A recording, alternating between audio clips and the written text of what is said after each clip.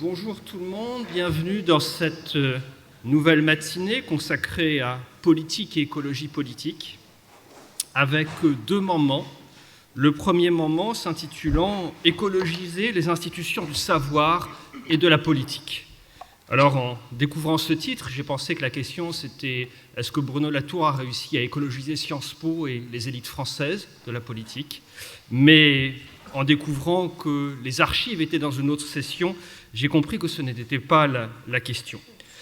Pourtant, il y a bien un rapport, et on peut rappeler un élément qui n'a pas été souligné dans les articles qui ont été publiés lorsqu'il nous a quittés, c'est le fait que Bruno Latour n'avait aucune chance d'être élu dans quasiment aucune des institutions françaises, ni le HESS, ni le Collège de France, et on pourrait continuer la liste. Et il a fallu la rencontre avec Richard Descoings pour arriver à Sciences Po, un endroit où, sans doute, s'il avait dû passer devant un comité de sélection composé des permanents de Sciences Po de l'époque, il n'aurait lui-même aucune chance d'être élu. Ce point n'est pas sans importance et a un rapport avec l'organisation même de la table ronde et du colloque. Et un point que j'ai trouvé amusant, c'est la façon dont on présente chacun des intervenants par sa discipline, pour parler de quelqu'un dont le rattachement disciplinaire était lui-même flottant ou se recomposait sans cesse. Et je reprendrai volontiers un mot qu'il employait pour Richard Descoings dans un article qui avait fait du bruit où il parlait du corsaire Richard Descoings. Et je crois que même s'il y a, chacun d'entre nous va parler à partir de sa discipline, eh bien nous sommes tous quelque chose, nous sommes tous d'une certaine manière un peu des corsaires dans notre discipline. Ce qui ne veut pas dire être des pirates, le mot avait tout de suite été déformé en disant c'est le pirate Bruno Latour qui parle. Non, pas du tout. Le corsaire travaille pour les institutions, mais d'une manière un peu particulière. Et avant tout, il aime la belle aventure, telle que seul Bruno Latour pouvait nous l'offrir. Sans plus tarder, je passe donc la parole à la littéraire corsaire, peut-être, voilà, Déborah Bouky, qui a entretenu un grand rapport de proximité avec Bruno, notamment dans l'écriture, jusqu'à la fin, et y compris des textes qui sont encore inédits, et c'est un point très important. Merci Grégory, et merci aux organisateurs de ce colloque. Je suis honorée d'être ici avec vous. Alors je vais lire le texte que j'ai préparé pour cette courte intervention. Si Philippe Pignard, hier, nous invitait à reprendre la pensée de Bruno, alors je voudrais tenter avec vous de reprendre ce verbe un peu massif, écologiser, et voir comment on peut hériter d'eux ou prolonger les chantiers politiques de Bruno. Je vais mordre inévitablement sur les tables rondes précédentes et suivantes. Je dois préciser par ailleurs que je ne suis pas spécialiste d'écologie politique, mais qu'en raison de mes discussions avec Bruno autour de la richesse mythologique de Gaïa, comme il disait, et de la puissance dramatique de cette instance cosmique en Grèce ancienne, et parce que Bruno, comme le descriptif du colloque le rappelle, était un enchanteur, j'ai été indirectement et comme naturellement conduite vers le sujet de cette table ronde. On aura sans doute du mal à trouver chez Latour une définition évidente ou ramassée de ce que signifie écologiser. C'est que le mot acquiert son épaisseur à travers les définitions négatives que Bruno Latour égrène au fil des textes depuis les années 90. L'écologisation se définit d'abord par contraste avec la modernisation. Écologiser, c'est défaire le projet moderniste, poursuivi depuis 3 siècles, écrivait Bruno, un projet caractérisé par une représentation du temps progressiste qui hiérarchise les sociétés en allant tout droit d'un passé archaïque vers un futur utopique devant être réalisé dans le présent, et par le primat accordé à l'économie et à la production. C'est cette planification utopiste et économiciste qui, je cite Bruno Latour, est venue soudain buter contre Gaïa. L'écologisation, par contraste, et c'est bien Gaïa qui permet d'opérer ce contraste, c'est le projet collectif des modernes qui ont fait transition. C'est un travail tout à la fois politique et scientifique opposé à la désanimation et à la destruction des territoires. C'est ce à quoi aspirent celles et ceux qui, face à Gaïa, cette figure dramatisée de la Terre et de ses puissances d'agir, se destinent à devenir terrestres, c'est-à-dire à être contemporains de leur Terre. En faisant de Gaïa cette transcendance aux consonances mythiques, l'opérateur du passage du projet politique de modernisation à celui d'écologisation, un trouble était jeté par Bruno Latour dans la séparation moderne, traditionnelle, entre politique et religion, et dans la religion elle-même. Et c'est ce trouble qu'il me semble nécessaire de reprendre, de rejouer.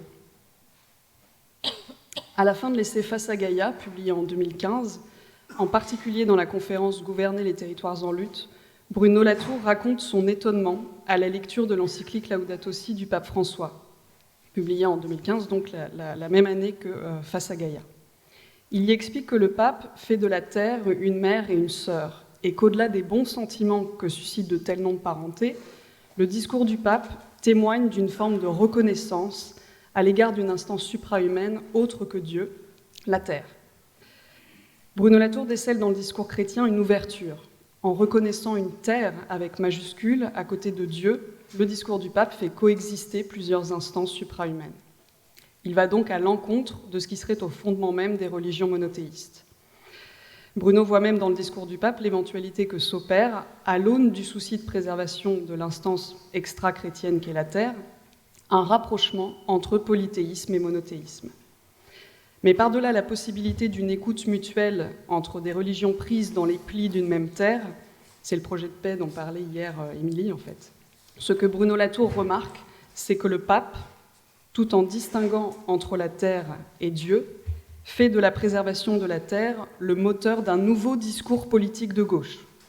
Le pape propose, avec son encyclique, je cite Bruno Latour, une nouvelle version du manifeste du Parti communiste, en rattachant enfin l'écologique avec la politique, et sans pour autant mépriser les sciences.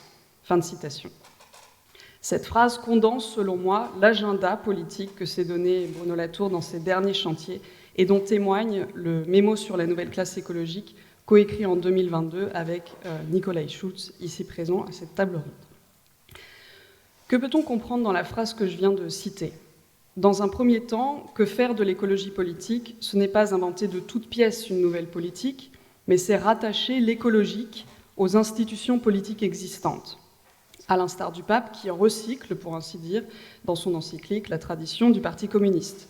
En y introduisant cependant deux motifs nouveaux, explique Latour, dans un autre texte paru la même année en 2015, à savoir le lien de l'écologie avec l'injustice et la reconnaissance de la puissance d'agir de la Terre.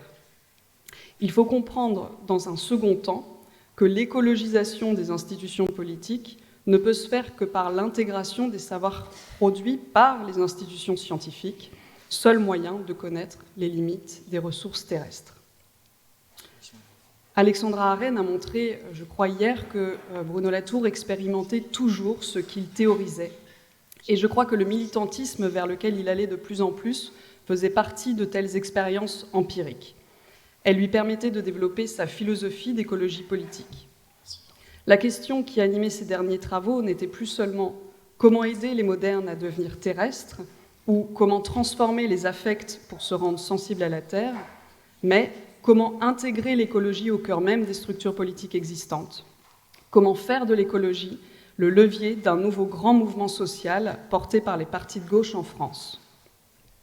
Le dialogue de Bruno avec Nicolai aura été fécond et l'aura amené à vouloir encastrer la question écologique dans l'histoire des luttes portées par la gauche pour l'émancipation.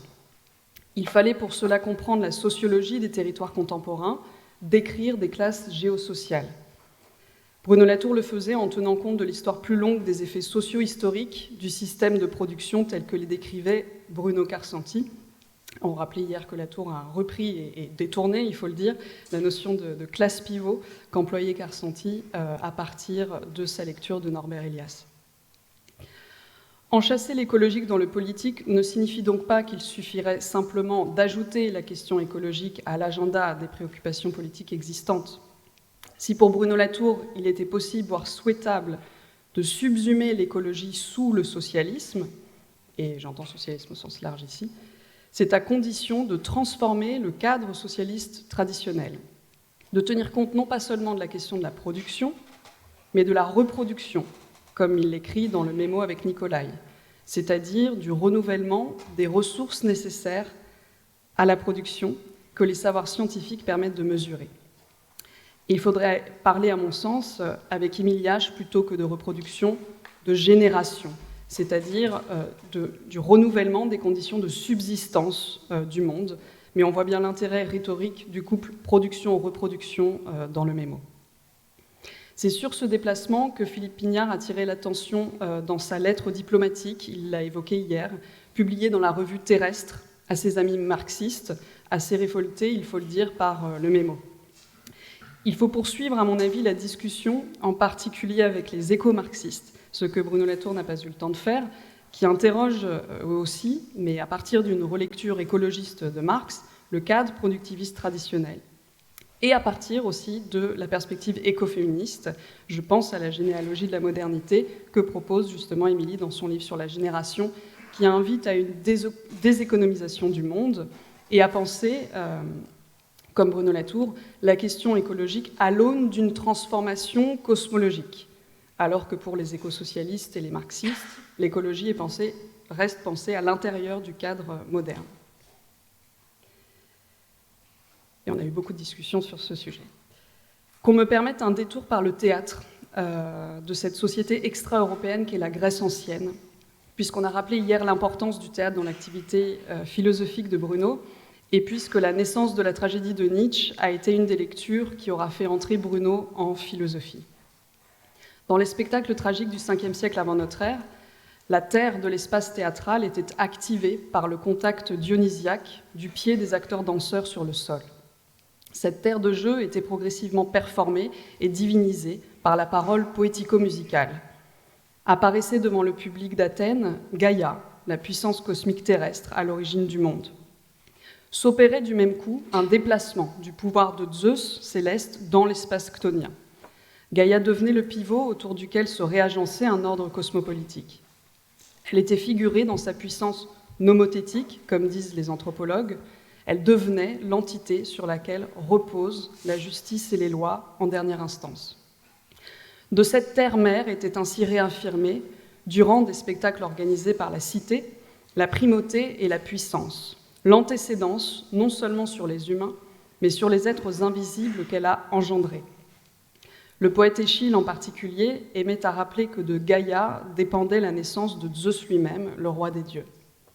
Le poète Sophocle, lui, figurait la rencontre entre le divin et l'humain par l'image d'une secousse sismique venant affecter la cité et que le mouvement bachique des acteurs danseurs permettait de s'approprier, d'incorporer, d'étreindre, pour le dire comme Peggy, qui, dans les suppliants parallèles que Philippe Pignard évoquait hier, qui écrit que l'art n'est rien s'il n'est point une étreinte ajustée de quelque réalité.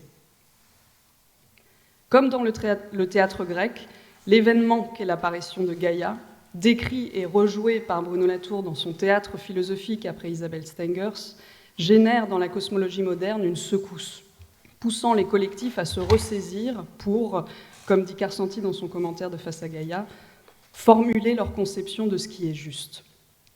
Rappelons-nous la lecture de l'encyclique du pape par Latour, que je mentionnais au début.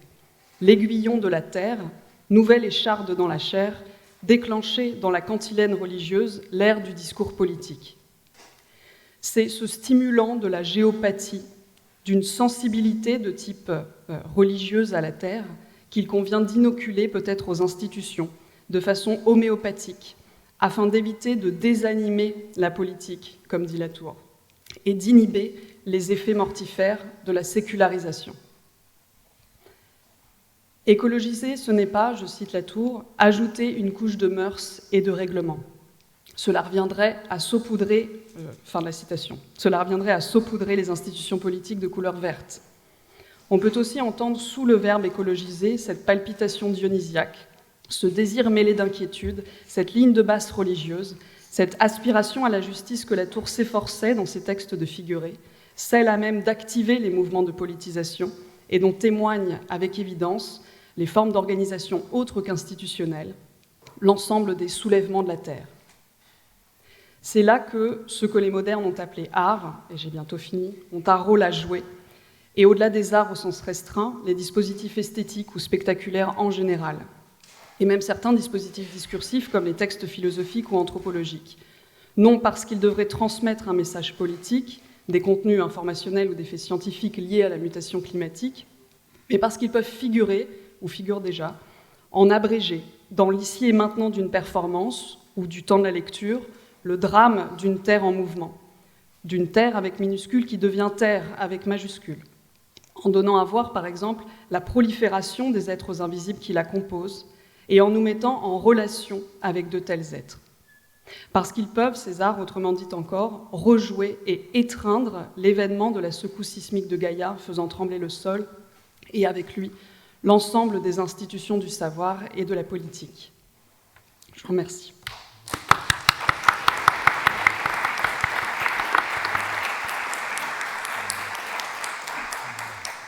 Merci Déborah pour avoir convoqué cette secousse inaugurale et je passe la parole au philosophe Pierre Charbonnier qui, parmi ses faits d'armes, a le fait d'avoir installé la culture écologique à Sciences Po, ce qui n'est pas rien, parce que comme le disait Bruno, des politiques qui ne comprenaient pas les questions écologiques, il disait « on le connaît bien puisque c'est nous qui l'avons formé ». Merci Grégory, bonjour tout le monde et merci pour votre invitation. Je dois dire que je suis particulièrement ravi d'être là ce matin, d'abord parce que parler de Bruno dans un colloque organisé par l'autre Bruno et Philippe, qui sont en fait probablement les 3 personnes qui ont joué le rôle les plus importants dans mon développement intellectuel, et de faire ça dans mon site de réimplantation institutionnelle, je dois dire que ça fait particulièrement sens, et d'ailleurs, en tout cas pour moi, et d'ailleurs c'est un petit peu comment dire, le fait que l'héritage chez moi de la pensée de Bruno se mêle avec une réflexion sur cette institution qu'est Sciences Po, en fait c'est de ça que je voudrais vous parler. Tu as mentionné rapidement tout de suite, Grégory, la présence de Bruno ici. En réalité, ici même, c'est dans cette salle, dans le grand amphi Boutmy, que Bruno a, pendant une dizaine d'années, donné ses grands cours aux premières années de Sciences Po.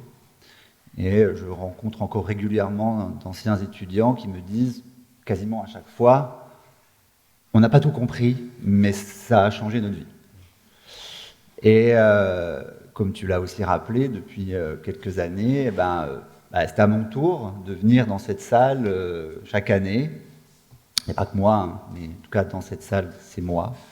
Non pas refaire la même chose que ce que faisait Bruno, j'en serais évidemment incapable, et je suis bien conscient de n'avoir changé la vie de personne dans cette institution.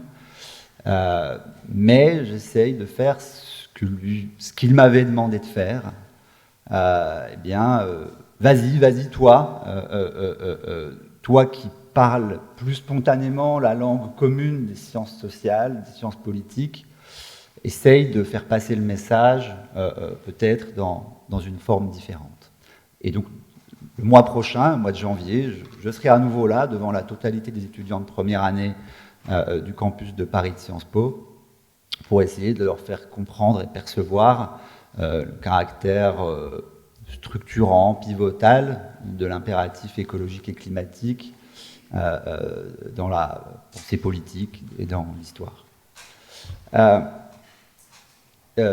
je voudrais maintenant en fait vous proposer quelques réflexions tout à fait informelles et improvisées sur justement comment on fait pour hériter de ça, et comment on fait pour hériter, le titre de la conférence est bien trouvé, hein, de l'art d'assembler qu'avait essayé de mettre en place Bruno. Je partirai d'une difficulté que constitue très souvent son œuvre, ses livres, et d'ailleurs une difficulté à laquelle on est constamment confronté quand, à Sciences Po, mais pas seulement, on mentionne son œuvre, c'est que c'est très compliqué. C'est très compliqué, c'est même peut-être parfois obscur. Je pense que c'était volontairement obscur. Mais je pense que dans le cas de l'œuvre de Bruno, l'obscurité est un facteur de réussite. C'est-à-dire qu'il faut avoir envie de comprendre. Il y a beaucoup de gens qui n'ont pas envie de comprendre et qui s'en dispensent, et au fond, il n'y a pas de raison de leur en vouloir. Mais ce qui peut-être d'ailleurs nous rassemble dans cette salle, c'est qu'à un moment donné, on a eu envie de comprendre. Je ne pense pas qu'il y ait des gens qui aient spontanément tout compris. Ou alors, si vous êtes là, levez la main, mais honnêtement, je ne suis pas sûr que je vous croirai. Moi, en tout cas, ça m'a pris énormément de temps, énormément d'efforts, et il y a des auteurs qu'on ne comprend pas et qu'on laisse tomber. Alors, moi, j'ai jamais compris Deleuze, mais j'ai jamais essayé tellement de comprendre. Mais Latour, j'avais envie de comprendre. Donc, il y a quelque chose comme ça, et je crois que c'est très important dans son héritage d'avoir créé ça chez ses lecteurs. Et je pense aussi que la raison pour laquelle c'est très compliqué, ça crée un effet de désorientation, c'est que c'est une partie intégrante du projet intellectuel. Ce n'est pas simplement un effet rhétorique ou stylistique, c'est le projet. Et moi, mon problème, maintenant, par rapport à ça et par rapport au fait d'avoir consacré autant de temps à me battre avec ces textes, c'est est-ce qu'il est légitime et pour quelles raisons on voudrait en fait restabiliser ce qu'il a consacré tant de temps à déstabiliser.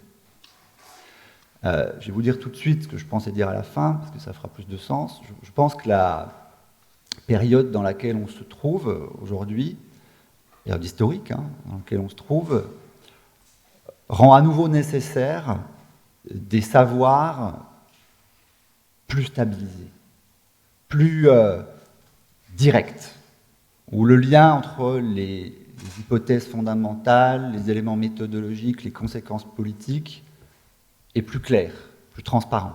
Je pense ça pour une raison très simple, c'est que nous sommes dans une période de crise très grave, économique, écologique, géopolitique, et que dans ces périodes, comme ça a été le cas par exemple dans l'entre-deux-guerres, il y a une centaine d'années, on a besoin de repères clairs. Et d'ailleurs, j'irais même jusqu'à dire peut-être que l'essentiel de l'œuvre de Bruno a été développé dans une période historique différente, qui est celle en fait de la fin de la guerre froide et de la brève période d'hégémonie quasi incontestée de l'Empire américain, qui pouvait rendre possible une certaine dose, on va dire, d'évaporation épistémologique, de liberté en fait. Et que cette période étant terminée, je crois qu'il faut réussir à faire quelque chose qui n'est pas évident, qui est de ne pas se débarrasser de ça, mais de le retraduire d'une manière qui soit peut-être plus ajustée aux demandes du temps. Alors évidemment, la raison de l'effet de désorientation que produit la lecture, la pensée de Bruno Latour est liée, ça a été rappelé hier, par exemple par Boltanski et Esquerré, est liée à la contestation fondamentale de la légitimité de l'objet même des sciences sociales, la société. La société, ça n'existe pas. On ne peut pas la prendre comme un point de départ de l'analyse. Ça pourrait au mieux être un point d'arrivée, mais comme ce point d'arrivée lui-même ne se stabilise jamais, c'est le terrain de bataille et pas l'axiome ou, on peut dire, le principe ontologique à accepter. Bon, ça, c'est resté totalement en travers de la gorge de la plupart de nos collègues. C'est la différence entre les gens qui sont là dans la salle et les gens qui n'y sont pas, au fond, d'accepter cette mise en danger du credo fondamental, d'une discipline, d'un principe d'objectivité. Et donc, il faut savoir prendre ce risque.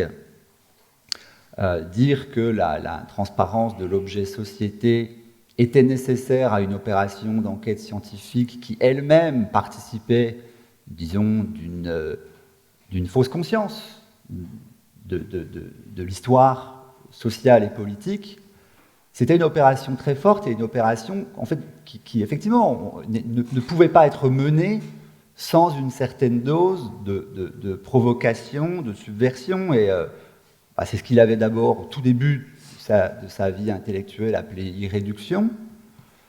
C'est ce que, par exemple, Eduardo, tu avais très bien expliqué dans un texte où tu expliquais que Bruno Latour pose des bombes quand ton ami Philippe Descola fait des synthèses. Et c'est vrai. Et je pense qu'on a été nombreux à accepter que la bombe nous saute au visage. Par contre, une fois que c'est fait, je crois que dans les gens qui ont saisi cet héritage, il y a quand même énormément de stratégies différentes après ça.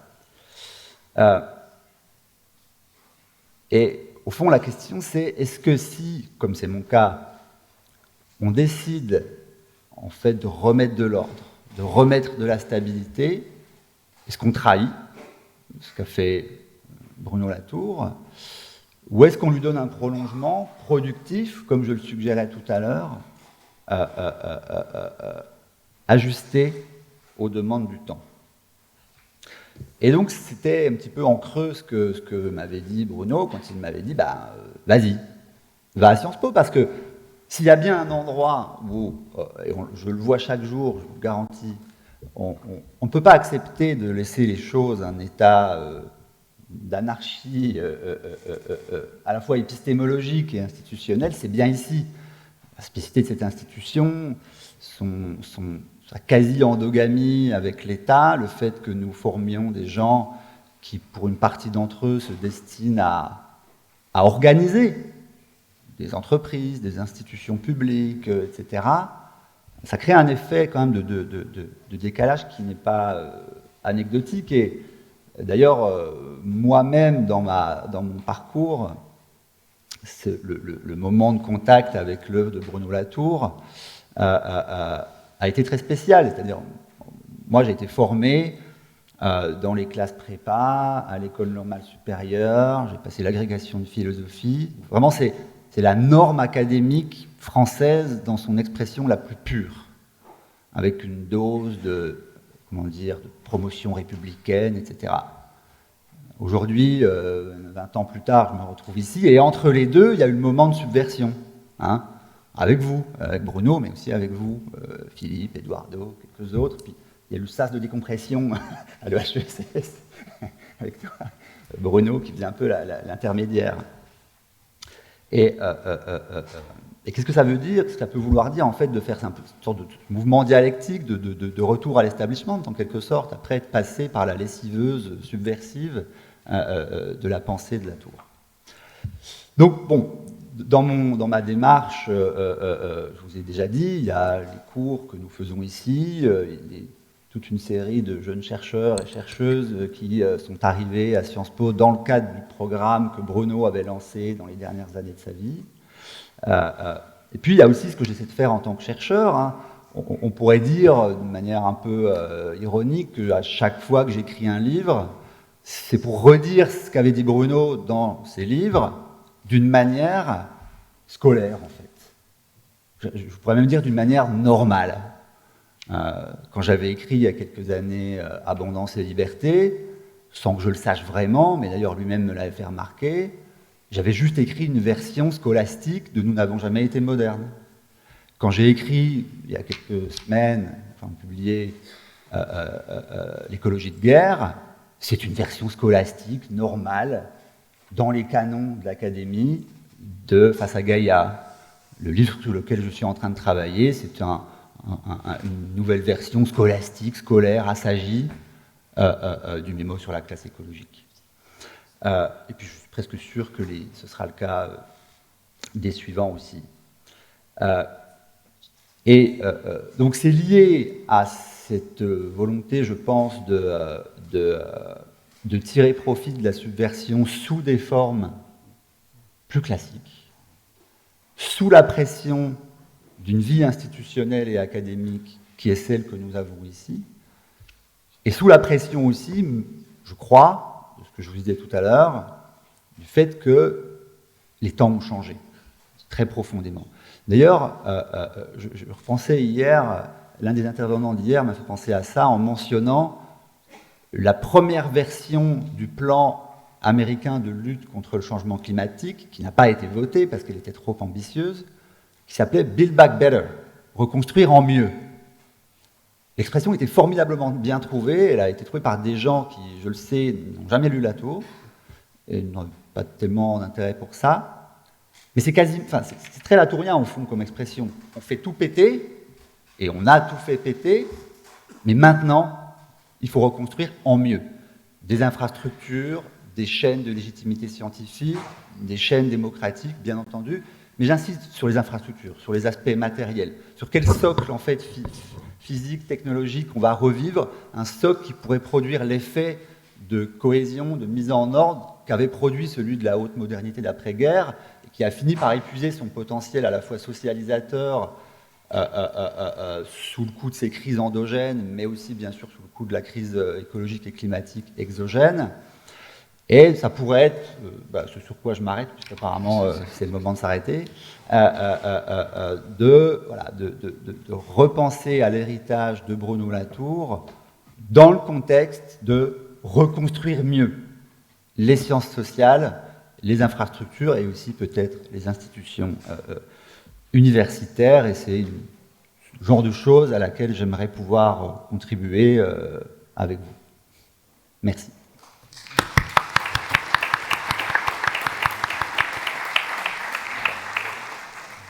Merci Pierre pour ce déplacement du corsaire au guerrier. Et je passe maintenant la parole au géochimiste Jérôme Gaillardet, qui est un spécialiste de l'évaporation, mais pas épistémologique. C'est toi qui as initié Bruno aux zones critiques et tu as aussi créé à Sciences Po avec l'Institut de physique du Globe de Paris un parcours très original qui croise ces éléments-là. Merci Grégory, merci aux organisateurs de m'inviter. Je suis très heureux d'être là. Je pense qu'il est intéressant que je rappelle les circonstances de ma rencontre avec Bruno Latour et Sciences Po. Elle s'est faite grâce à un programme interdisciplinaire d'une structure aujourd'hui disparue, l'USPC, qui avait financé ce programme, créé par Bruno et qui s'intitulait « Politique de la Terre à l'heure de l'Anthropocène ». Il s'agissait de mettre ensemble des scientifiques d'horizons différents, sciences sociales, sciences de la Terre, écologie, sciences politiques, et de travailler en gros la question des rapports entre la science, l'expertise et la politique dans cette période nouvelle de l'Anthropocène, c'est-à-dire cette période de la Terre où des humains dans laquelle ce que nous appelions le milieu n'est plus un cadre fixe inamovible, mais répond à nos actions et dépend de nous. Il se trouve que j'avais déjà passé pas mal de temps en France et à l'étranger à travailler le concept de zone critique qu'un comité de prospective scientifique aux États-Unis proposait de désigner comme la fine couche terrestre habitable, un vernis à la surface des continents au regard de la taille de la planète, mais qui est critique pour la régulation de l'atmosphère, pour la constance de l'océan, pour la provision des écosystèmes, pour ce que nous appelons dans notre jargon les cycles bio-géochimiques et qui maintiennent les conditions d'habitabilité biophysique, dirons-nous. Mais cette zone critique, mélange d'air, de sol, de roches et de matières vivantes en décomposition, d'êtres vivants, d'eau, est celle aussi dont nous tirons nos ressources alimentaires, sur lesquelles nous cultivons, dans laquelle nous stockons nos déchets. Bruno m'avait alors posé la question de savoir si l'adjectif critique avait été proposé par le National Research Council des États-Unis afin de souligner que cette zone est la zone importante de la planète à défendre, car c'est tout simplement l'habitat des humains. J'avais répondu à l'époque ce que je répondrai encore aujourd'hui par la négative. Le terme critique avait été proposé pour encourager une convergence de collectifs scientifiques que l'expertise disciplinaire avait séparés. Cette anecdote est révélatrice, à mon sens, d'un des aspects de la complexité des relations sciences politiques société. Le quiproquo sur l'adjectif critique ne témoigne pas d'un désintérêt des scientifiques qui étudient la Terre envers les humains et leur société. Elle révèle un autre grand partage, pourrait-on dire, entre ceux des scientifiques qui pensent s'attacher à la description des faits et des mécanismes, de ceux qui prétendent s'occuper des valeurs humaines, les moutons étant bien gardés. La réponse que j'ai faite à Bruno ne l'a pas surpris, évidemment, il l'avait très bien compris, et il avait compris qu'une troisième voie était possible, une voie dans laquelle la science ne se contente plus de décrire froidement les choses du monde, d'une manière surplombante et quasi dominatrice, mais participe au général mouvement de transformation de nos rapports à la Terre, une nouvelle manière de l'habiter. La zone critique apparaît alors comme une alternative à des représentations du monde et à un discours des modernes sur le globe à même de nous sortir éventuellement de l'impasse dans laquelle nous sommes. Je ne veux pas, je l'ai écrit, raconter l'histoire de la zone critique et des observatoires de la zone critique, on en a parlé un peu hier. Ce sont des lieux instrumentés, représentatifs, dispersés le long de gradients environnementaux, dans lesquels les disciplines essayent de se relier.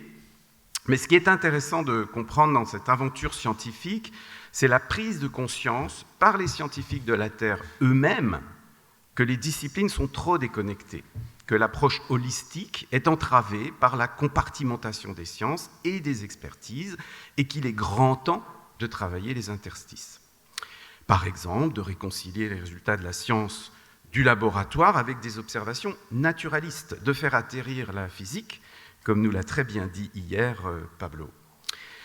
Le mouvement de la zone critique est donc une sortie des sciences de laboratoire pour les confronter à la complexité du terrain. Il va à l'encontre de la division des sciences par Rutherford, qui distinguait la physique de la collection de timbres. Une initiative qui ne concerne pour l'instant que des sciences dites naturelles, comme la géologie, l'hydrologie, la physique du transport, la chimie des contaminants, et c'est déjà difficile, mais qui, on commence à le voir, a le potentiel de contaminer d'autres sciences plus humaines, comme l'histoire environnementale que développe Grégory, l'anthropologie, qui a enfin l'espoir de permettre à des porteurs d'enjeux, des citoyens, des habitants d'un lieu, de se sentir concernés, de sentir cette terre qui s'ébroue, ce sol qui se dérobe. C'est en ce sens que j'entends le terme d'écologisation des savoirs. Si l'écologie est une science des relations, activant une série de fonctions, de transformations, de régénération, qui ont pour but de maintenir les conditions de l'habitabilité, alors écologiser les savoirs, c'est aussi les mettre en relation dans le but d'alimenter une série de fonctions qui, dans ce cas, sont des formes de gouvernance adaptative de notre manière d'habiter la Terre, j'ai presque envie de dire de cohabiter avec elle. Écologiser les savoirs, c'est au-delà de la mention à l'écologie comme une science des vivants, élargir la focale spatiale, il ne s'agit plus d'un écosystème milieu et d'une liste d'espèces, et temporelle, car l'habitabilité de la Terre est une opération qui s'inscrit dans la longue durée, la durée du système Terre, la durée géologique. Cette durée géologique n'est pas nécessairement celle des millions d'années d'un temps chronos insaisissable, mais revêt la forme de temps de révolution, de temps de rotation qui caractérise la multitude des cycles de la matière et de l'énergie qui assurent la pérennité du système Terre. Pour faire un brin de provocation, on pourrait très bien dire que plutôt que d'écologiser les savoirs, il faut les géologiser, terme tout aussi laid. Géologiser les institutions, c'est prendre le risque, j'en ai bien conscience, de les inciter à se fossiliser, ce que nous voulons précisément éviter, car les institutions savent très bien se fossiliser elles-mêmes. Alors, comment faire ? La zone critique, l'Anthropocène, le système Terre, Gaïa, sont des objets, des concepts, frontières, qui sont à même de nous permettre de nouer ou de renouer des dialogues entre les collectifs humains et non-humains. Ils nous permettent de nous situer différemment dans le système Terre, de prendre conscience que nous en sommes une des parties et que nous y sommes confinés. Ils nous permettent, car je pense qu'il y a là un défi majeur à relever, d'animer le monde autour de nous. Animer, c'est ce que font les scientifiques dans leurs publications lorsqu'ils travaillent à l'histoire d'un lac ou de l'océan global en dessinant des flèches dans des diagrammes que seuls savent déchiffrer. Animer, c'est aussi ce que des systèmes de description du monde par des peuples de tradition animiste font. On en a dit un mot hier après-midi. Je voudrais mentionner quelques projets, quelques initiatives qui m'ont l'air très prometteuses et dont Bruno, j'en suis sûr, aurait été très fier. Mais tout en insistant sur la difficulté de faire naître ces assemblages nécessaires à aborder les problèmes complexes qui nous attendent. J'aimerais arriver à me convaincre que les programmes inter- ou transdisciplinaires des institutions ne sont pas qu'une forme de paraître. Le premier de ces projets, c'est Terraforma, qui est le titre d'un ouvrage de Frédérica Tuati, une historienne des sciences, présente, Alexandra Arène, qui nous a fait un exposé hier, et Axel Grégoire, qui sont elles architectes, et qui se sont rencontrés dans le cadre du Master SPIP de Sciences Po, créé par Bruno. Mais c'est devenu, depuis 2020, pour 10 ans, le titre d'un projet d'excellence très bien financé par le Grand Emprunt, consistant à développer des capteurs à bas coût, donc à impact environnemental faible, permettant de mesurer des paramètres simples, tels que la teneur en gaz carbonique, des teneurs en contaminants dans les eaux, les mouvements des oiseaux dans des observatoires de la zone critique, de les faire communiquer entre elles, ces données, et de travailler, c'est ça qui est intéressant, à l'accaparation de ces mesures par les porteurs d'enjeux localement. Ces projets associent donc des scientifiques de laboratoire, des physiciens, des électroniciens, des scientifiques de terrain, des sciences sociales et des porteurs d'enjeux. Le capteur est vu comme une extension de nos sens, un kit de lunettes permettant de voir l'invisible, de sentir des mouvements indétectables car trop lents ou des molécules non visibles.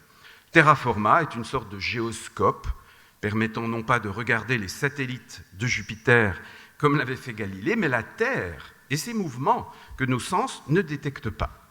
Notre bon sens est bien souvent mauvais conseiller. S'équiper de sens nouveaux, c'est s'ouvrir à des visions du monde autrement plus épaisses que celles dont nous avions l'habitude. C'est sortir des descriptions naturalistes des sciences du 19e dans lesquelles notre appareil juridique, politique est enfermé. C'est re-questionner ce qu'est une rivière, ce qu'est un sol, une forêt, des choses que nous pensions connaître. C'est re-questionner la question du travail des non-humains, comme le développe Camille de Toledo dans l'Internationale des rivières.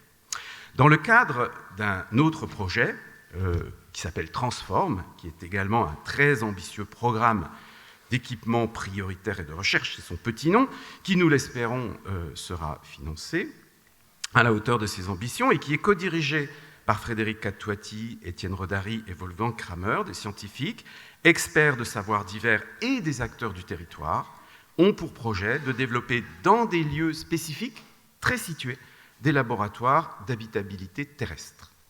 Ils ont aussi pour ambition de créer un institut de la Terre pour la transformation, afin de travailler en particulier cette lancinante question de la montée en échelle, un problème que les sciences naturelles ont en commun avec les sciences sociales. Voilà. Et enfin, c'est un des composants majeurs de l'écologisation des savoirs et de la politique. Nous devons travailler à la formation. Nous ne changerons pas les habitudes, nous ne changerons les habitudes qu'à la marge, très probablement, mais je suis optimiste quand je vois l'émergence d'une nouvelle génération d'élèves, admis en particulier à Sciences Po, désireux de se frotter davantage aux sciences expérimentales.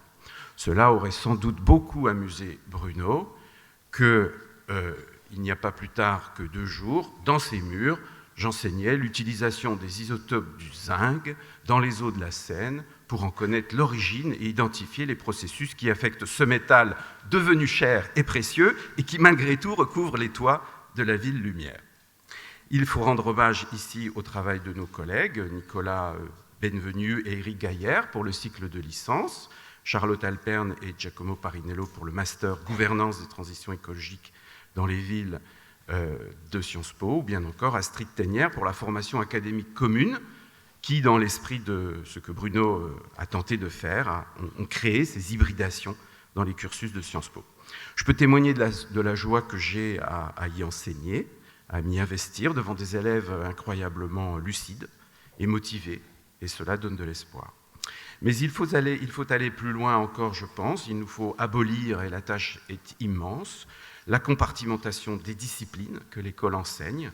Les révolutions de la physique, de la chimie, de la biologie qui se sont produites dans les siècles précédents ont conduit à une masse de savoir et d'avancées technologiques dont nous savons apprécier les bienfaits, mais la Terre, elle, est mal enseignée. Elle est mal traitée, comme aimait à le dire Bruno. Le discours sur la Terre, et non pas le globe, la Terre du système Terre dans laquelle nous sommes insérés, doit être enseigné dès le plus jeune âge à nos enfants, si l'on veut que les choses changent. Nous devons inventer, dès les petites classes, un enseignement sur la Terre qui soit capable d'assembler les savoirs, qu'ils viennent des patentées sciences de la Terre, de l'écologie, de l'histoire, de la géographie, de toutes ces connaissances qui aujourd'hui sont à mobiliser pour nous permettre de continuer à vivre dignement et dans un souci de justice sociale sur cette planète. Cet enseignement n'existe pas aujourd'hui. Au lycée, la biologie cellulaire, qui est nécessaire pour former de futurs médecins, côtoie, dans des cours pourtant appelés de sciences de la vie et de la terre, des notions de tectonique des plaques et de climatologie physique. Un véritable aggiornamento est nécessaire, qui, je dois l'avouer, me laisse inquiet pour 2 raisons. La première est la viscosité des processus de changement. La seconde, c'est le temps que cela prendra pour changer la société sur la base de l'éducation par rapport à l'urgence de la situation écologique. Je ne peux néanmoins me résoudre à penser qu'il n'y a rien à faire. La messe n'est pas dite, mais demande à chacun des efforts, aux sciences de ralentir, d'être plus réflexives, moins techniques, de se rendre plus appétentes, aux humains, de se rendre plus sensibles, de se soucier de ce bien le plus précieux dont nous héritons, la Terre. Je pense vraiment que c'est en ralentissant que nous préserverons le temps nécessaire à travailler cet art d'assembler, pour reprendre le titre de ces journées, et que Bruno savait si bien faire. Merci.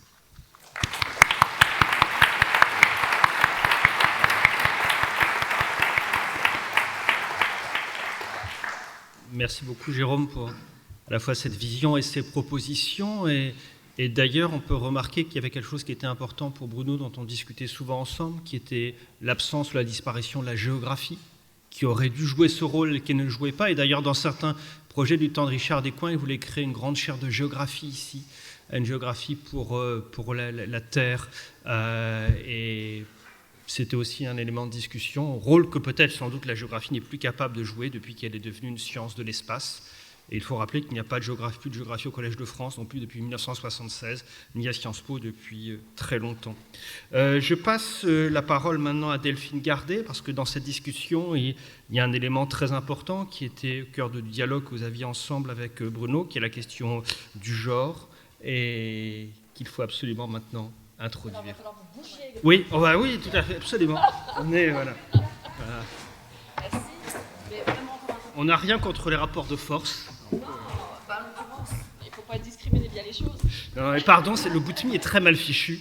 C'est fait pour une personne qui parle toute seule. Je ne vais pas pouvoir m'adresser à mon public, salut bébé, seul que je vois, sans être physiquement présente, ça va être difficile. Micro. Alors, micro. Voilà. Bon, bonjour à toutes et à tous, et merci à vous pour m'avoir invité. Alors, je vais évoquer ici 2 lieux. Et d'abord, donc, le premier lieu, c'est celui où sans doute se joue ma première rencontre avec le travail et la personne de Bruno Latour. Lui-même a décrit ce lieu dans ce livre en 1993. Et donc, je le cite. « Par un jour glacial de février, on pouvait voir coller sur la porte de la halle au cuir à la Cité des sciences et de l'industrie de la Villette, où le groupe de Dominique Pestre cherche à convaincre les Français de prendre en compte l'histoire sociale de la science, une affichette manuscrite. Le groom est en grève.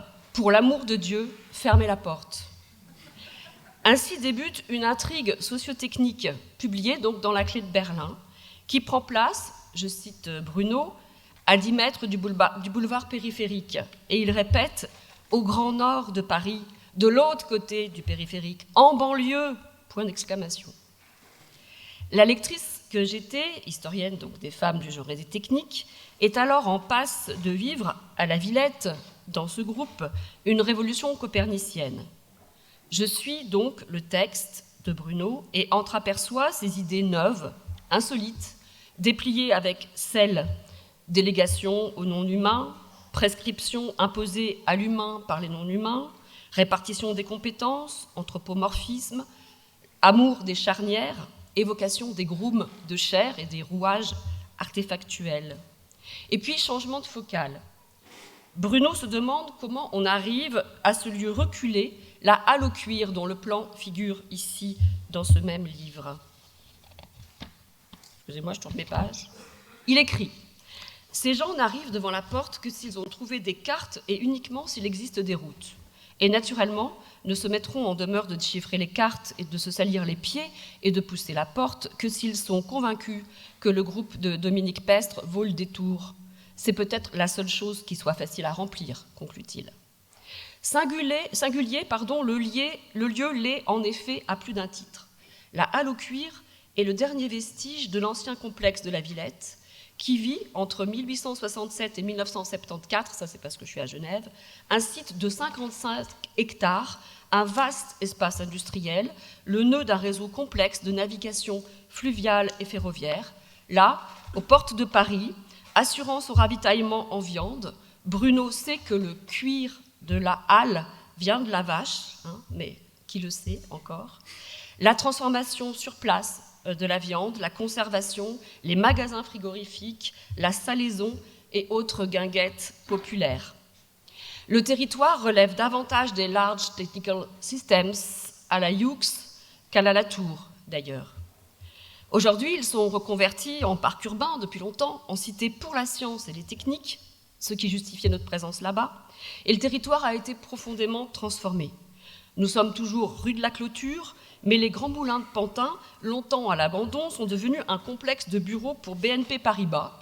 Et notre halle, une résidence d'artistes, premier incubateur de France de chorégraphie de danse urbaine, dit la pancarte. Bruno conclut ainsi son article. « Je voulais parler de l'histoire des techniques, mais je n'ai parlé que de la porte qui mène au centre, qui en fait l'histoire. Moi, je voulais parler du gros automatique de Bruno, de ce qui nous allie et de ce qui nous a liés, et je n'ai fait que tirer les fils et déployer l'enchevêtrement d'une histoire technique, industrielle, culturelle plus large, la mise en forme du territoire au bénéfice d'un vaste marché d'exploitation industrielle des animaux dans cette périphérie capitale.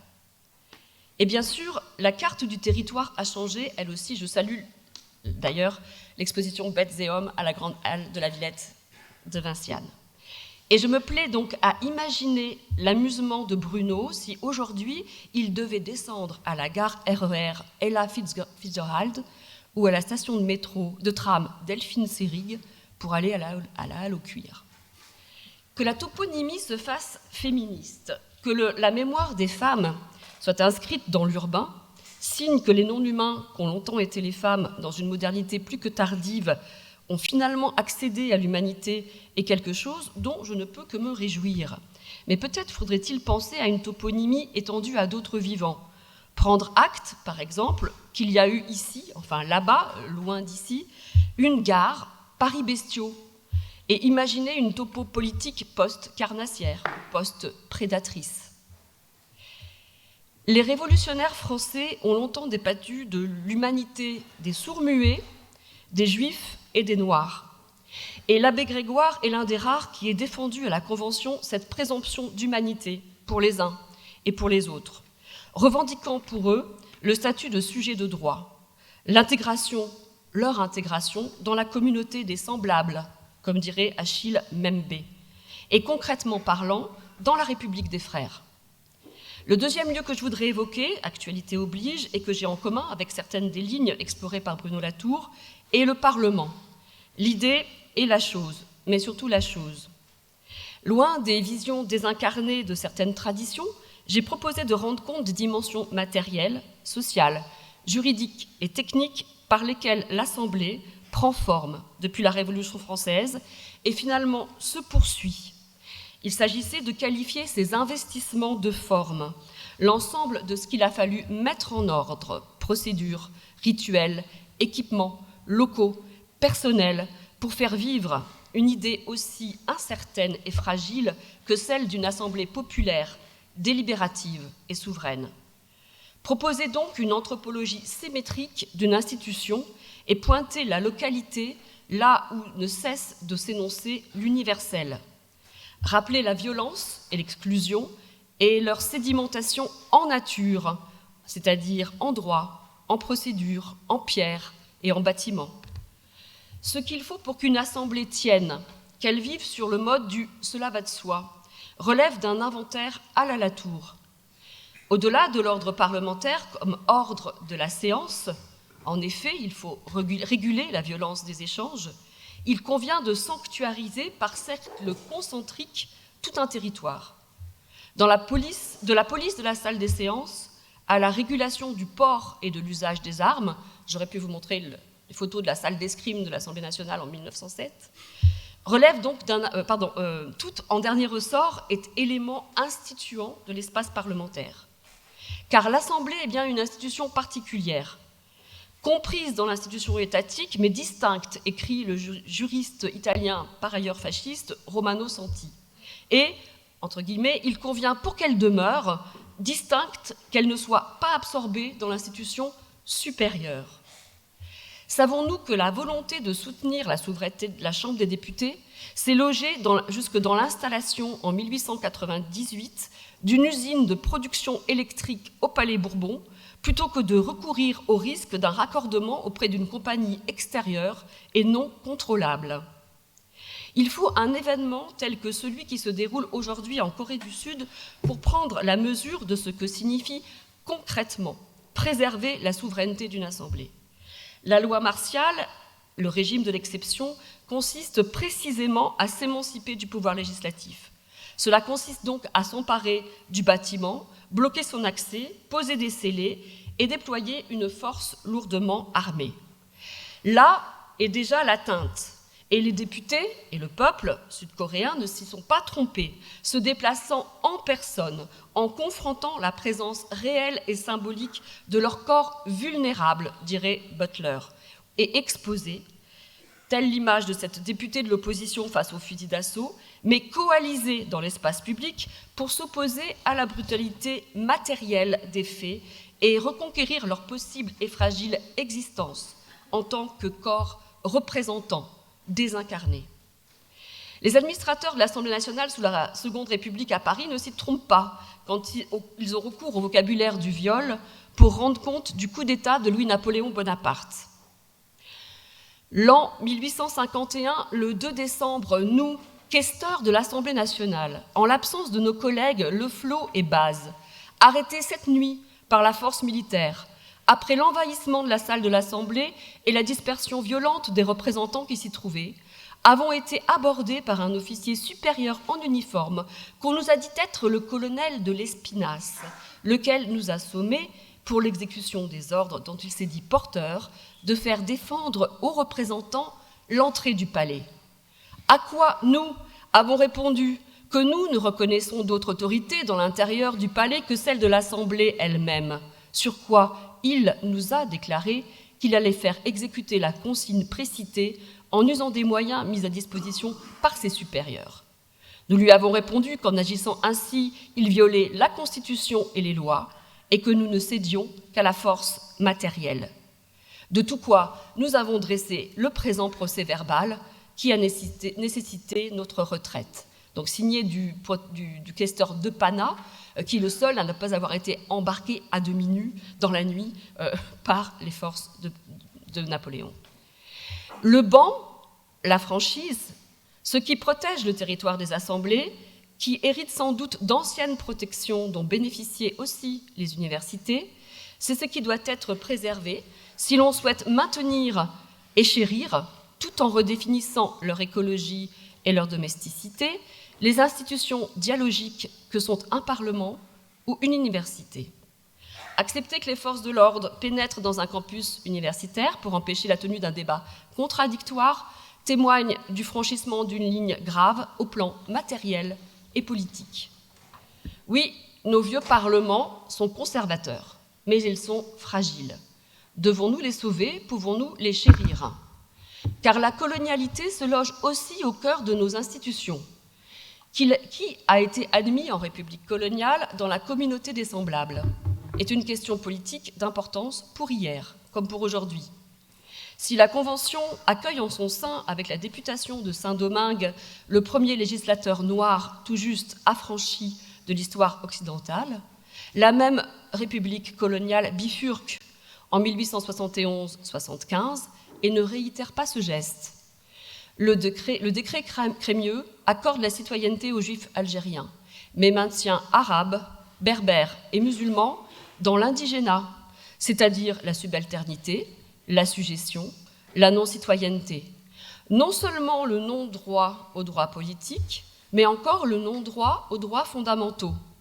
Un registre de la non-humanité exprimé dans la justice d'exception, ce qui signifie aussi la production d'un droit colonial, dérogatoire au droit commun et au socle des normes et principes, pourtant et parallèlement énoncés dans leur universalité.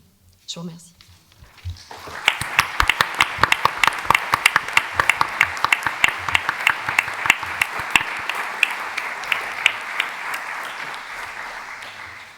Merci beaucoup Delphine Gardet pour avoir installé des enjeux politiques les plus importants à partir d'une intrigue socio-technique comme Bruno Lemené, ce qui me rappelle un exercice qu'il avait donné, qu'il avait rendu obligatoire ici dans un de ses cours, qui enchantait la moitié des étudiants et scandalisait l'autre, qui était un journal socio-technique où il devait partir d'un élément comme un groom et l'analyser et dérouler. Et c'était un exercice tout à fait fascinant. Je passe maintenant la parole au sociologue Nikolai Schulz, qui est l'auteur avec Bruno du fameux mémo dont on a beaucoup parlé depuis le début. Et voilà, c'est le moment de rentrer dans le fond des choses. Thank you very much.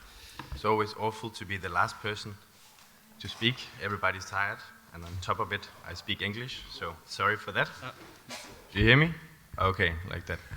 So I thought that, again, thank you very much for the invitation. Nice to see so many people that I know that Bruno, of course, loved, admired, and so on. I thought the way that I could make myself the most useful, so to say, was to say again a few words about the memo that me and Bruno published together, which was since then translated into a couple of different languages, which was received both good and badly. I remember Bruno was very happy. In France, it was called a vademecum for the Greens.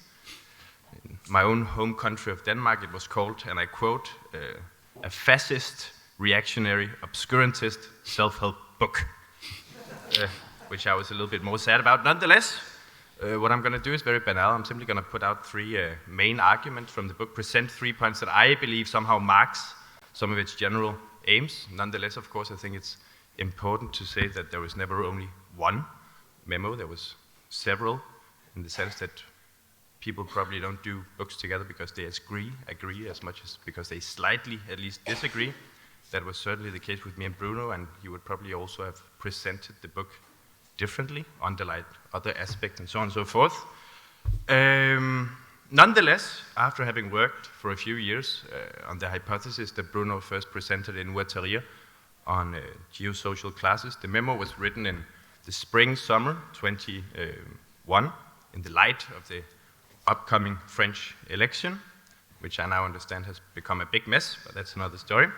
And what worried us, what puzzled us, so to say, was the fact that ecology seems to be everywhere and nowhere, as we wrote in the book. Everywhere in the sense that, and we are still bombarded daily with catastrophic news, signs, warning of an Earth system that is reacting how we are inhabiting it. Long has it been since the ecological question has somehow manifested itself as the political question of our time, people would probably say. So again, the question of ecology is everywhere, but at the same time, the question of ecology seems nowhere.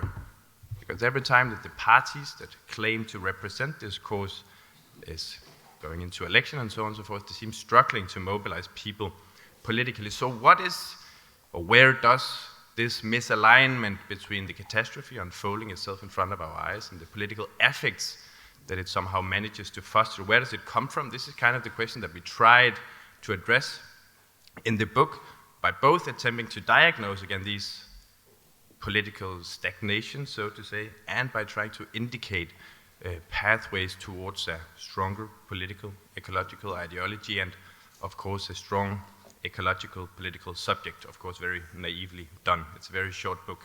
If you could even call it a book, it's more like a list of thinking points. So anyways, again, the alarm bells have been ringing for a long time, so why are we not acting? Well, probably because none of us, at least this was our argument, knows who this we really consists of. Again, this is our starting point in the book, that ecologists, and of course we are extrapolating the argument, simplifying things completely, but they have failed somehow by formulating too often their political project as a common project that would automatically unite or assemble us all together. Soon enough, as the disaster was known, as the disaster was close enough, people would somehow gather together, hand in hand, save the planet, and so on and so forth. So political ecology, the way that it was formulated, at least that was our argument, was kind of the arbiter, the judge that was rally people together and finish off social conflicts. But of course, as we know, especially here in France, we see it everywhere, then ecology is not as much a peace treaty as it is something that, let's say, intensifies even if differently, social conflicts.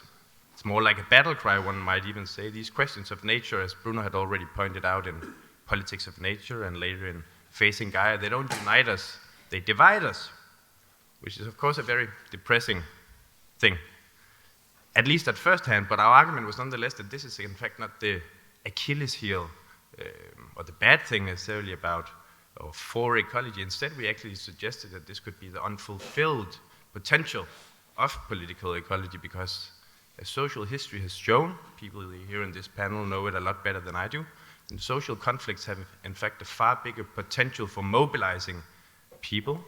It has a bigger potential for gathering, or let's say making emerge political affects.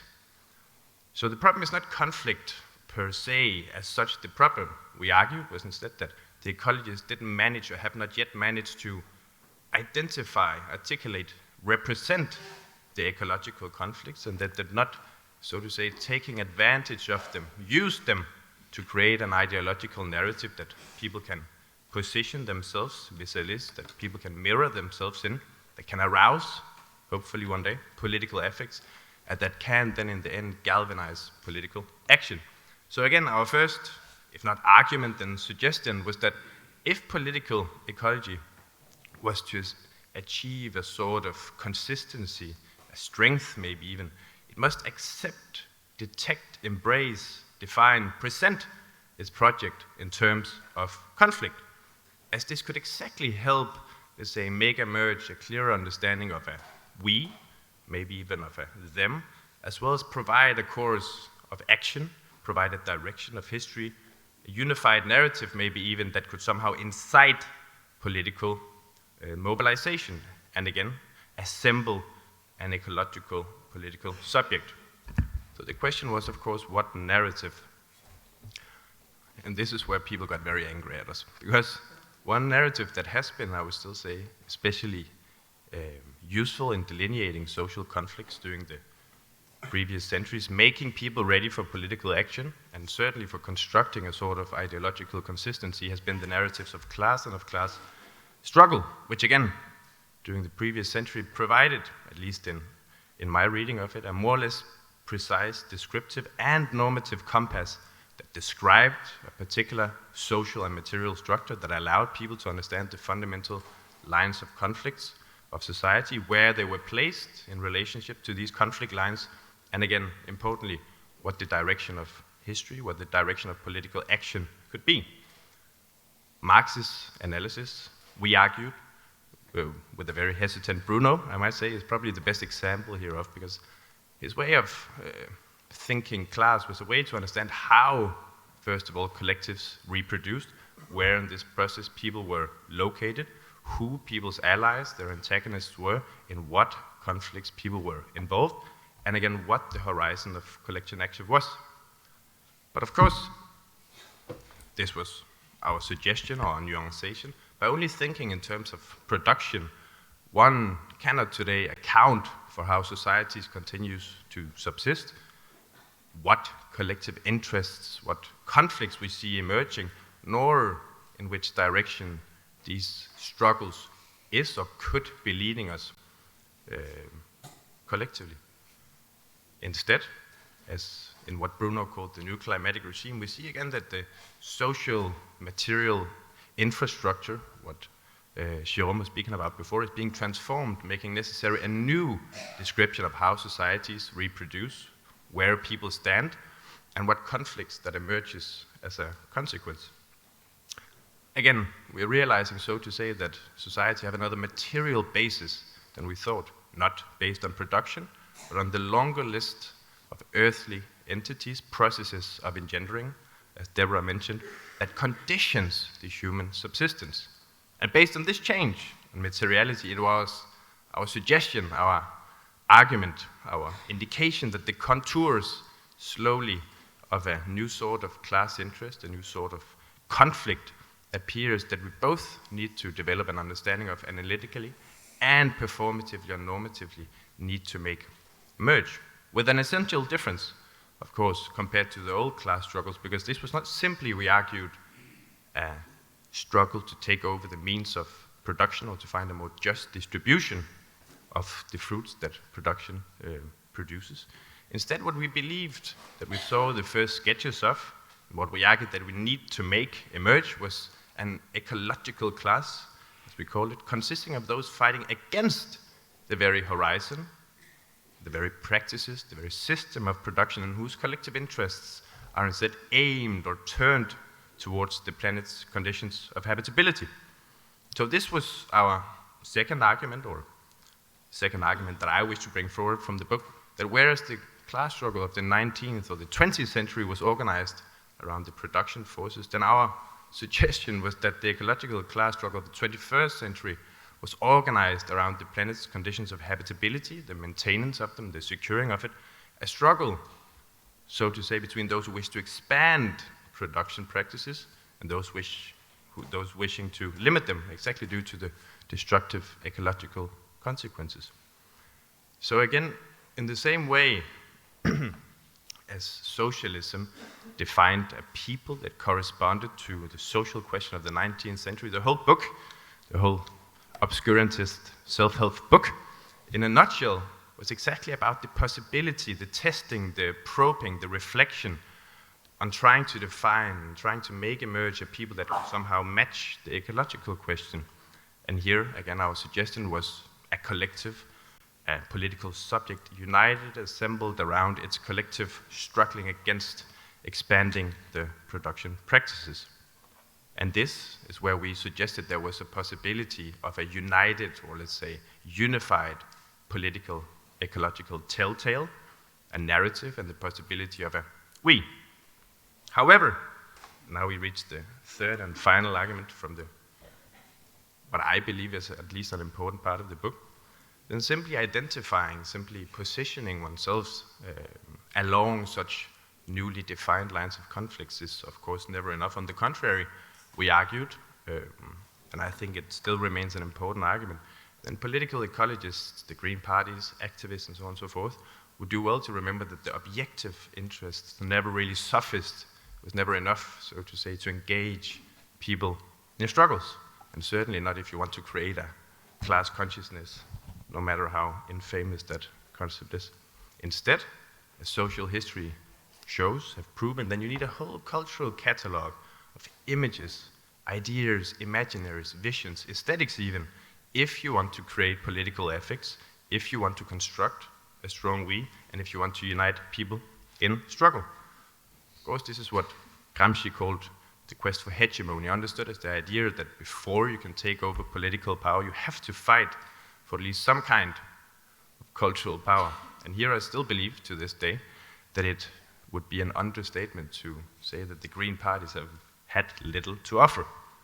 And therefore, it's probably also the argument of the book that I consider still to be the most useful, at least when I meet people from the Green parties or activists and so on and so forth.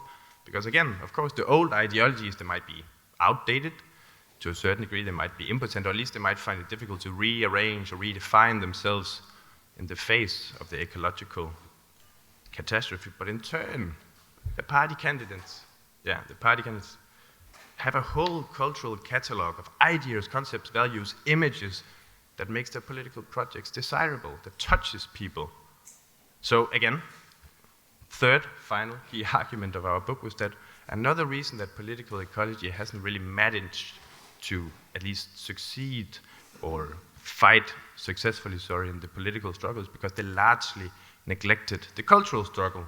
And as indicated, then the antidote would be to take seriously the necessity of constructing from scratch a whole archive of cultural ideas, images, aesthetics, narratives, and so on that could imbue political ecology with positive connotations. Only then could ecology perhaps begin to create enthusiasm. Only with as such could people begin mirroring themselves in ecology, we argued, and only then could we hope for a strong we. But I'm out of time now, so thank you very much for listening.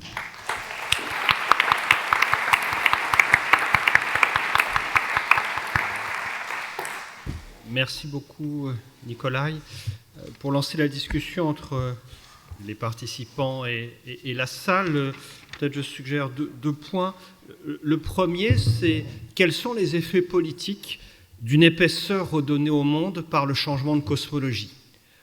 On se rappelle qu'au temps de l'acteur réseau, il y avait une critique politique qui était souvent adressée à Bruno, qui était de dire il y a un danger, finalement c'est quelque chose d'avoir un monde plat, où tout se connecte sans limite par des attachements infinis.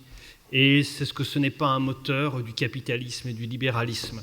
On voit bien qu'en réalité c'était un contresens complet, puisque tout ce qu'on a entendu ce matin, au contraire, redonne de l'épaisseur au monde, de la densité, parfois même de l'obscurité. Mais comment cela se traduit-il politiquement? Est-ce que cela se traduit par une multitude de lieux, d'observatoires? Est-ce que ça se traduit par des classes? Est-ce que ça se traduit par des blocs? On voit bien qu'il y a tout un gradient d'organisation, de réponse politique à la densification du monde. La deuxième chose, pour lancer la discussion, c'est cette question du changement d'époque. Que signifie un changement d'époque si nous n'avons jamais été modernes? Et il y a quelque chose qui m'a toujours beaucoup étonné et fasciné, c'est le fait que finalement, il y a ces transformations incessantes, ces recompositions, mais tout en quelque sorte est déjà là. La classe écologique est déjà là, les attachements sont déjà là. La terre qui permet d'habiter la zone critique qui permet de rendre la terre habitable est déjà là. Et donc c'est un processus de transformation qui n'est jamais un horizon d'attente, qui n'est jamais un horizon d'attente comme cela organise traditionnellement les grandes idéologies du XXe siècle. Et il y avait d'ailleurs ce rapport à l'histoire qui, en tant qu'historien, m'étonnait toujours, c'est-à-dire cette méfiance par rapport à tout ce qui pourrait ressembler à un horizon d'attente, c'est-à-dire une vectorisation et une projection qui risquait de faire revenir l'idée de progrès. Hier, John Tresch, néanmoins, a introduit un mot qui m'a beaucoup étonné parce que je ne savais pas comment le placer dans l'œuvre de Bruno, qui est celui de dialectique. C'est en proposant l'idée de considérer qu'il y avait une dialectique à l'intérieur de son œuvre par décomposition, recomposition. Et la dialectique, c'est bien un procès historique, c'est bien un processus qui engage des transformations. Donc, voilà les deux points que je propose à la discussion. Aussi avec la salle. Qui souhaite réagir? Comment? Je ne sais pas comment vous voulez vous prendre. Qui prend la parole? Oui, c'est un rebond effectivement important. Je pense qu'on a tous entendu cette idée que la tour, c'est pas politique, et que n'étant pas politique au sens étroit du terme, n'étant pas une œuvre qui désigne des gagnants et des perdants, des gentils et des méchants, qui en fait fonctionnent pas selon la ligne de clivage critique, normative, implicite de l'essentiel des sciences sociales, on devrait en conclure que ça n'est pas politique, ou pire, c'est un peu ce que ça suggérait, qu'il y aurait une complicité dans la forme de l'œuvre avec on peut dire, un atomisme néolibéral, mais Bruno Latour, c'est pas Hayek. Non, c'est pas ce que j'ai suggéré, c'est un qui lui était adressé. Non, bien sûr, j'ai très bien compris. C'est pas du tout Hayek, parce qu'en réalité, l'idée de l'atomisation de la société en individus, c'est une théorie politique. Et ce que faisait Bruno, c'est dire, attention, nous sommes sortis de l'ère, en fait, de reconstruction gaulliste, planiste, Jean Monnet. Ce monde-là est en train de se dissiper parce qu'il y a des vaches folles, parce qu'il y a des centrales nucléaires qui explosent, parce que la Terre réagit.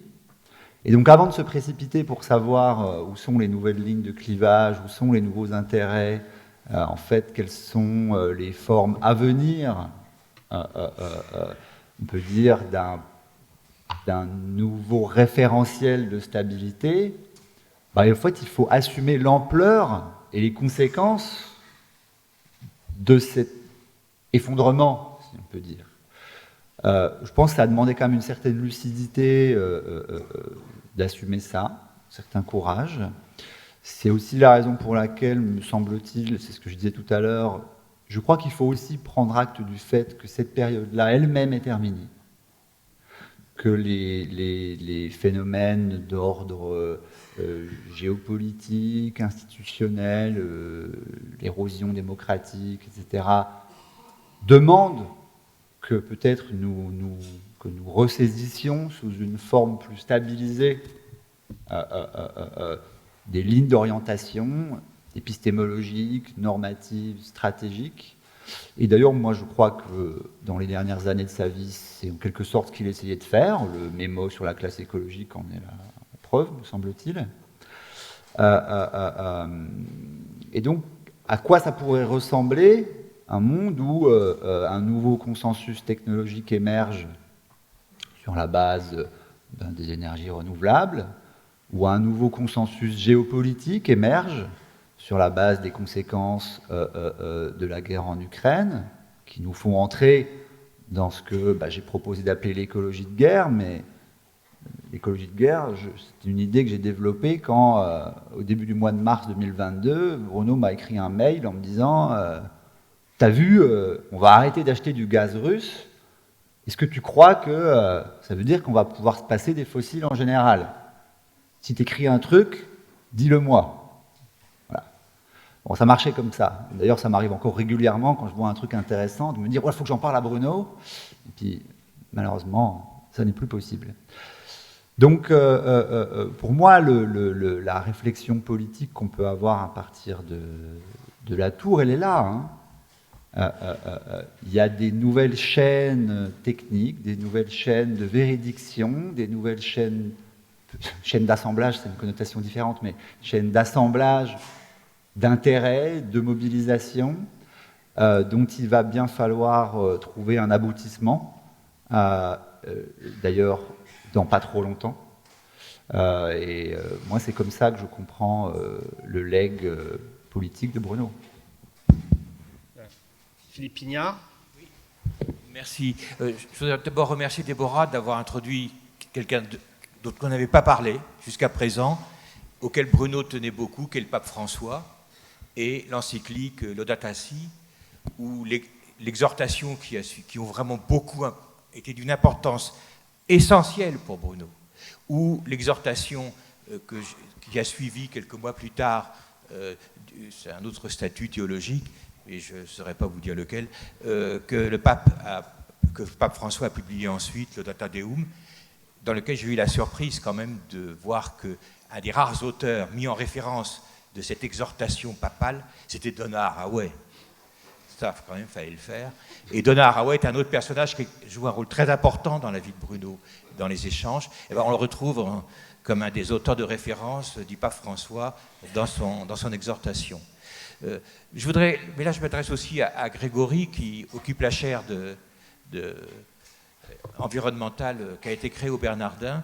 Parfois j'ai l'impression, et je ne sais pas s'il a plus de repères que moi j'en ai, sans doute peut-être, en travaillant au Bernardin, parfois j'ai l'impression que les encycliques du pape, sur lesquelles Déborah qui disent notre terre, notre mère la terre, notre sœur la terre, c'est quand même assez incroyable d'entendre un pape dire ça. J'ai l'impression que ça a glissé comme sur les plumes d'un canard sur l'institution catholique. C'est-à-dire que ça a eu quasiment, j'ai l'impression parfois, que ça a eu quasiment aucune influence, peut-être à part la création de cette chaire au Bernardin, ce qui n'est pas rien. Mais enfin, je voudrais savoir si tu as plus de sentiments sur l'importance qu'a pris ces encycliques et cette exhortation dans l'Église catholique. Mais la question que je voudrais poser, par ailleurs, elle s'adresse plus à Pierre et à ce que par Jérôme Gaillardet. J'ai été surpris, Pierre, parce que dans ton intervention, tu dis « il est temps de rétablir de l'ordre ». Bon, je ne m'attendais pas à entendre quelque chose de ce type à cette tribune et à ce colloque. Et il faut restabiliser ce que la Tour a déstabilisé. Bon, c'est un programme politique, quelque part. J'y opposerais quelque chose qui me semble pas forcément le fait que Bruno n'était pas forcément, se rendait, même s'il y a été invité souvent à la ZAD, et là je pense que je suis beaucoup plus proche de Philippe Descola et de ses engagements autour des soulèvements de la Terre ou de ces visites qu'il a pu rendre pour aider les gens de la ZAD à réfléchir à ce qu'ils étaient en train de faire. J'ai trouvé ça, Bruno ne l'avait pas fait. Mais si vous prenez quand même le mémo, si vous regardez bien le mémo qu'on a, donc, moi j'étais son éditeur, qu'il a rédigé avec Nicolas, c'est quand même, vous regardez même la forme. Il a demandé, par exemple, Bruno et Nicolas ont demandé à ce qu'on n'utilise pas les polices habituelles, mais qu'on utilise des polices de machine à écrire. Ce n'est pas un choix comme ça d'éditeur qui s'est dit on va faire un peu de chose de plus spectaculaire. C'est une police de machine à écrire. Pourquoi ? Parce que Bruno et Nicolas destinaient ce texte non pas aux institutions, non pas aux universitaires, mais aux activistes et aux militants. Et c'est pour ça aussi qu'il laisse sur le côté une colonne, toute une colonne tout long, pour que les gens puissent écrire à côté. Et Bruno, je me rappelle, se réjouissait d'avoir appris que dans des réunions de militants ou d'écologistes ou d'activistes, les gens avaient ce livre et l'annotaient, et que beaucoup avaient ce livre en main et qu'il circulait. Ça lui faisait un plaisir immense. Et je pense que ce mémo, qui pour lui, justement, n'était pas un livre, d'où le choix du caractère sous forme de machine à écrire et de cette colonne sur le côté qui est fait, était très important. Et je pense que, d'une certaine manière, je pense que, Jérôme Gaillardet, tu as eu raison d'insister sur le risque de fossilisation. Et je pense que la façon dont tu as présenté les expérimentations en cours, ça me semble vraiment dans le bon héritage de Bruno, et je préfère ce programme d'expérimentation, Chantal est en train de montrer ça, ce programme d'expérimentation à l'idée qu'il faut rétablir l'ordre.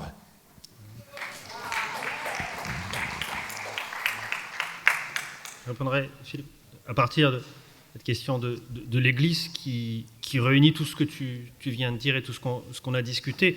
La grande faiblesse, l'incomplétude de l'encyclique, c'est qu'elle désigne comme responsable un système, tout en proposant une voie de transformation qui est purement individuelle, qui est l'écologie intégrale, qui est une sorte d'approfondissement de la foi.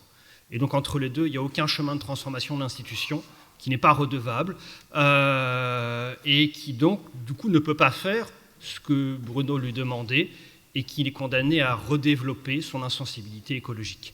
Effectivement, c'est ce qu'on a expérimenté. Parce que pour se transformer, il faut faire ce qu'on a entendu et ce que tu viens de rappeler, c'est qu'il faut faire des enquêtes, il faut faire des expérimentations. Et en ce sens-là, c'est quelque chose qui empêche le surgissement d'un horizon d'attente comme une flèche du temps, mais en même temps qui empêche le surgissement de blocs et de l'ordre. Voilà. Et en ce sens-là, je trouve tout à fait assez étonnant de penser que peut-être que Bruno appartiendrait à une époque historique qui est terminée, alors même que toute son œuvre nie le sens même de l'existence d'une époque historique, puisqu'il n'y a pas cet enfermement finalement dans un moment et qu'elle se recompose sans cesse. Donc oui. Et effectivement, ce que l'Église n'a pas fait, c'est qu'elle n'a pas accepté de développer des enquêtes sur elle-même, ce qu'elle aurait dû faire, et des expérimentations sur elle-même. En disant c'est le reste de la société qui ne va pas. Ben non. Pas qui souhaite réagir. Il y a une autre question? Oui, une intervention. Et ensuite voilà. On pourrait partir sur une petite histoire de l'informatique, de la numérisation et du réseau, dont le principe serait celui d'une encyclopédie universelle et du partage des connaissances sur une langue bien établie, même qui est fondée sur le sens propre des termes à proprement parler, des références. Et on a tourné cette machine vers une division générale du sens et une isolation de quantité de modèles d'affaires au sein d'une guerre économique généralisée. Et cette dissolution du sens a été, et en particulier de la parole politique, qui est presque impossible désormais, puisqu'elle s'accumule, elle semble s'apparenter à une parole publicitaire uniquement. Le problème de cette dissolution du sens serait d'arriver à retrouver le sens quelque part, le refonder quelque part. Il est accessible à qui? Et alors le défi, peut-être de la tour, peut-être dans cette façon de reprendre la chose, enfin, est-ce qu'on peut rediriger en partant justement des marges pour refonder, comment dire, une reconnaissance possible des sens, des indices, des éléments épistémologiques, je veux dire par là des capteurs qu'on peut avoir pour mettre en évidence quelque chose qui est de l'ordre du commun. En fait, le défi est dans cet écart, cette difficulté de reconstruire le sens ou de relégitimer un sens à partir du bas, depuis les outils qui sont justement ceux d'universaux qui sont en délitement. On va prendre la dernière question, comme ça pour ramasser dans une réponse. Voilà, une intervention courte s'il vous plaît, puis après qu'on puisse faire une pause. Et comme ça permettra à ceux qui le souhaitent de répondre. Voilà, il y a une question ici. Monsieur. Je crois que Michel a le micro là-bas. Yes, thank you. Bon. I will ask a question in English. So many of you are aware that we come out of 250 years of nature having been bracketed in political theory. And so I'm quite struck by the confidence you seem to have in the capacity of our institutions to be a site of ecologization, even as the proposition of nature is not one that has ever really informed the organization of those institutions. So I wanted to ask, how do you really see the capacity of political theory, and this is perhaps also especially for Pierre, to intervene in the institutional architectures that also underlie the university public debate. And I can't resist to not also bring in a second question for Nicolai and Delphine. And this is around the relation between ecological activism and gender-based activism and women's movements. Because I was very struck in reading the memo about the centrality of the sphere of reproduction, subsistence, which are historically domains that have been very much the domain of women's work. And for many decades, feminists have done the work of centering the sphere of reproduction as the primary domain of politics. So I wondered if you could say something about the way you see a possibility for alliance or confluence alignment between gender politics and ecological politics. Il nous reste 2-3 minutes, donc peut-être, Nicolas ou Delphine, si vous le souhaitez répondre, puis après Pierre souhaite répondre, et puis on fera la pause. Oui? No, but you're of course completely right. I think we indicated it's not very well articulated, but of course the whole question of reproduction, of subsistence, of engendering, as Emilie Asch and Jean-Pierre would call it, is per definition a feminist argument, right? I mean, I think we write it very clearly that some of the first people who's been destroyed by that machine called productivism is per definition women. Nonetheless, I mean, it's something that I discuss a lot with Luisa Neubauer from Germany, the activist, is a way of formulating it where the political strategical question becomes people should be able to mirror themselves in this struggle for, let's say, the generation of the means of reproduction, instead of saying that you have to be a feminist or that you have to be minority rights, that you have to be for transgender rights and so on and so forth. What we tried to do when in the little chapter where we were speaking about the potential alliances of the ecological class was to say, if you stand for these causes, for the indigenous cause, for the feminist cause and so on and so forth, then you should be able to mirror yourself in the, let's say, horizon, the expansion of a political horizon of the ecological class, exactly because all of these issues is a question fundamentally of subsistence and of reproduction and so on and so forth. So yeah, I think it's a clear alliance, but I'm very worried about the way that some people, and that's because of my activist friends who are speaking that language, who are seeing that you're beginning to fall over your own legs if you prescribe that you have to be for all of these different things in order to, let's say, look in the direction of ecology. So again, to sum up, my argument would be, yeah, it's a completely clear-cut alliance, but it has to be made as a possible alliance that people can mirror themselves in, not a necessary alliance, especially in these times where all these other questions are dividing us so much, even if I'm, of course, completely myself for those causes, if that makes any sense. Oui, un mot, je vais te répondre, Philippe, la remarque est... Je pense que c'était moi qui devais répondre. Ah, pardon. Ouais. Excuse-moi, vas-y. Donc en fait, je suis dans une position un peu bancale qui s'explique ici, puisque moi, je n'ai jamais travaillé sur les questions écologistes, et jamais milité comme écologiste, donc c'est compliqué. Je pense qu'il y a quelqu'un ici, Geneviève Pruvot, qui pourrait peut-être répondre mieux à la question en tant que telle. Je crois qu'il y a deux choses auxquelles il faut faire attention, c'est ne pas retomber dans une assignation à la nature, qui est quand même une question essentielle pour l'histoire du féminisme, et qui a été une question, une tension très forte.